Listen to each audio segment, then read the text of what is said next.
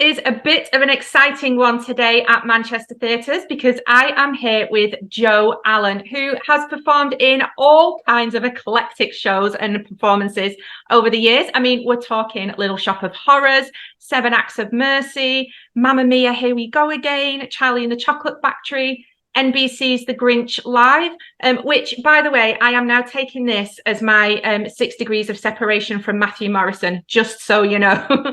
And we are thrilled because Joe is coming back to Manchester with Richard O'Brien's Rocky Horror Show. It is coming to the Opera House from the 23rd of January, and this show is always a sellout. So I would get your tickets while you still can, because you'll have no choice, they'll be gone.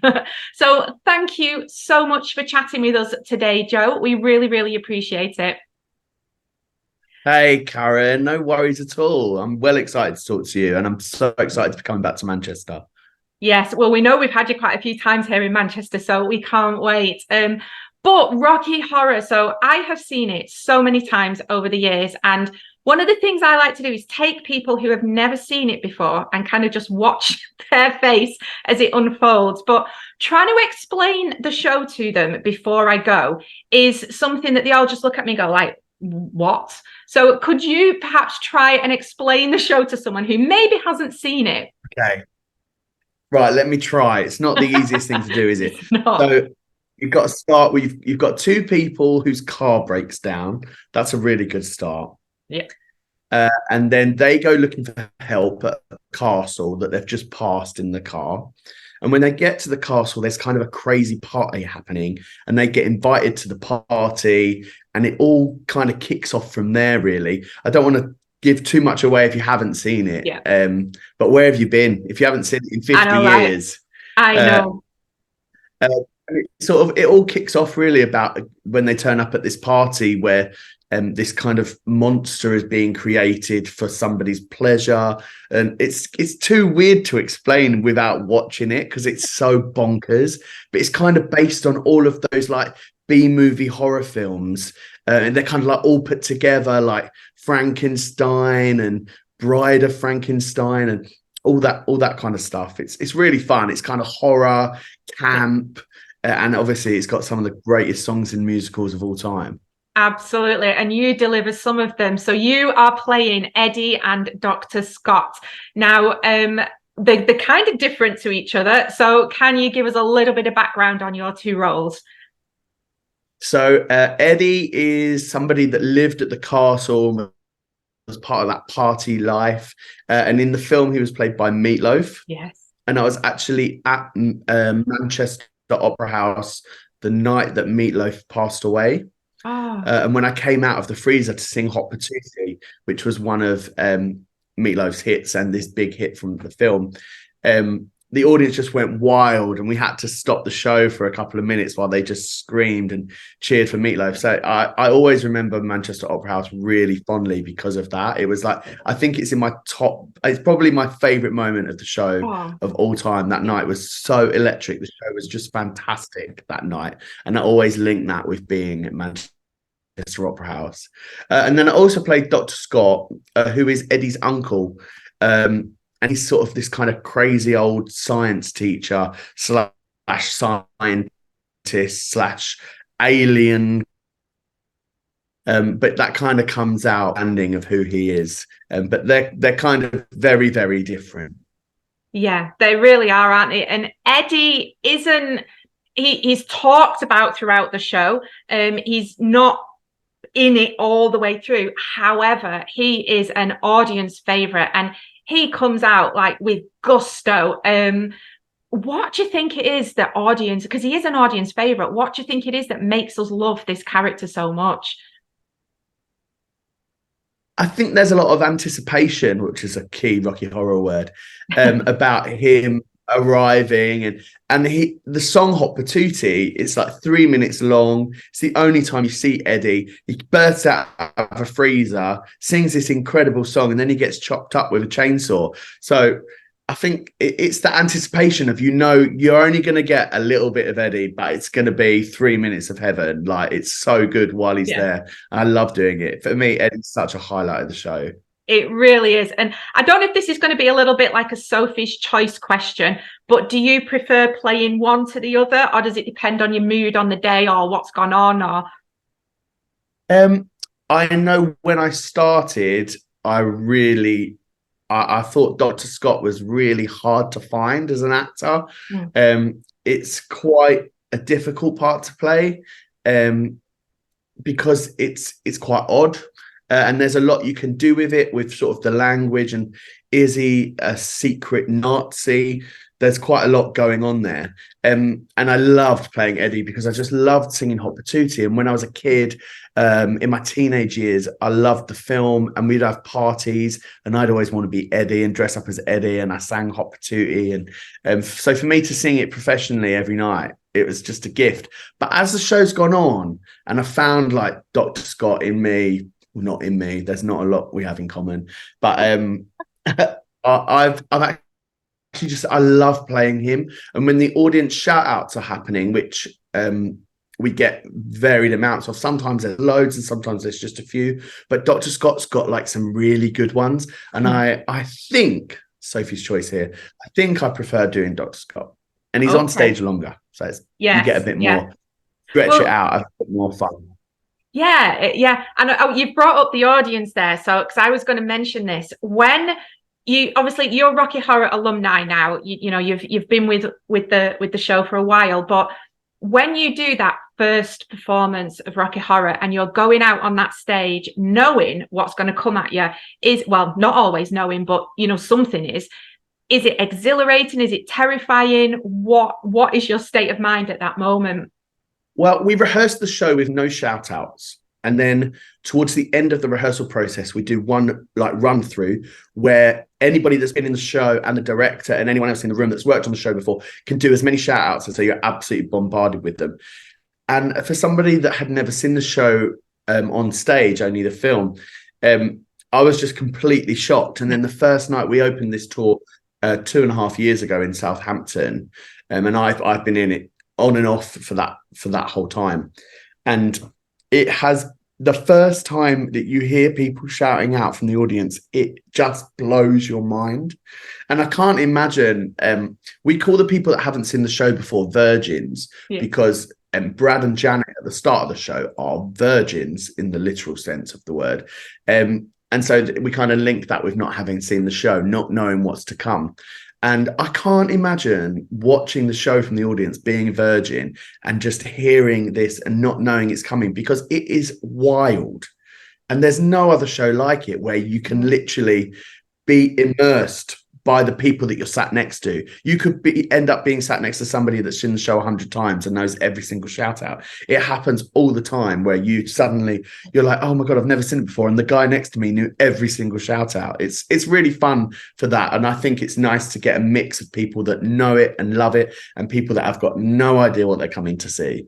Yeah, that's one of the reasons I like taking people who haven't been to the live show before, because they're just like, oh, what? I've actually seen it with other performers who have never seen it before, and they're like, I could not do that. It's like they have so much respect for what you do, honestly. Yeah, a lot of performers are like, how do you do that? But once you've done it for a week, it's fine, and it's fun. It makes it fun. It's different every single night, and that, like, as an actor, that's a dream. That you don't get that. Like I've done long runs of shows where I've been in the same show for years, and it's exactly the same every night. The audience reacts in exactly the same way, and I love that because I love routine. But God, what we get on this is way above that. It's an absolute gift. It is, and I was like, it evolves as well, doesn't it? So like when I first saw Rocky Horror, I think I was probably about 15, and it's like years later, and it's the like what was being shouted out then is not the same as what's coming out now. So the audience evolve with the show as well. So I guess even that must keep you on your toes, because you get them moments where you kind of like, wait, that's new. Where's that one come from? That wasn't there. Does it keep you kind of going? Because you all seem to know how to respond back to us as well. Well, I think it's about listening, and like, so we're always waiting for that new shout out, and there will be things that we haven't heard maybe once a month, maybe slightly more than that, twice a month. Wow. And they're always good. They keep you on your toes, and you can be backstage in a quick change and your ears will prick up because it will change the rhythm. You'll be like, oh, I haven't heard that before. That's a good one. I like that. That's a good one. Yeah, you get them all the time, new ones. None of them are repeatable on this platform. No. It's mostly far too rude to be talking about with you. Yeah, I concur. So there's behind all of this fun and this audience stuff, there is a really cool message to the show as well, isn't there? That it's, look, be who you're going to be, love who you're going to love, and there's just this message and this theme running throughout about acceptance. And there might be some better ways to go about it than hacking people up with a chainsaw, but there is this a theme of acceptance, isn't there? Which I think you feel in the audience as well. Like you say, you can go home best mates with the person next to you who you don't know, because that filters through to the audience. Is that something that you can feel on stage as well? I think, look, I've been asked this question a lot of times, and people always ask me why the show is so successful after 50 years and what makes it relevant. But I can tell that you're actually a fan of the show, because the way that you put it is so perfect. Be who you want to be, love who you want to love. And everybody in the show kind of finds that out in their own way throughout the show. Like I would say, Brad and Janet's, their journey is the biggest and the clearest. But even Frank, who is kind of like the hero and the villain of the show, he learns a lesson, and he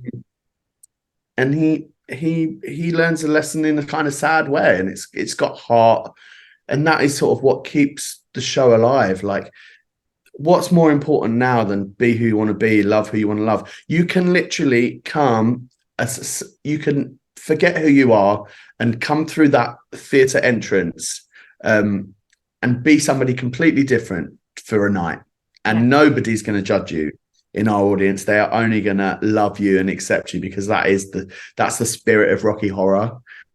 And there's no hate in that room. It's all love. No, they're going to celebrate you. I think, like you said, you had a favorite moment, and one of mine was the first show that I saw back after the theaters opening after COVID was Rocky Horror in Manchester, and the atmosphere, it will never be topped. The atmosphere of that show on that night was incredible, and an audience member walked through dressed up as Frankenfurter, and the place erupted in celebration. So you are celebrated for being who you are, which is what I just love it. I love it. We can hear that. Like, we listen in the dressing rooms, and one of my favorite bits is getting ready for the show while the audience are coming into the theatre, and Manchester's a really good place for it. So like, you can hear everybody's getting in their seats, and you can hear the like hubbub of excitement, but you know when somebody has walked in a costume that people like, they're all cheering, and a lot of people get to their seats a bit early to watch people walking in. I just love that. You don't get that anywhere else. That's an experience in itself. You're getting that for free with a ticket. It's bloody great.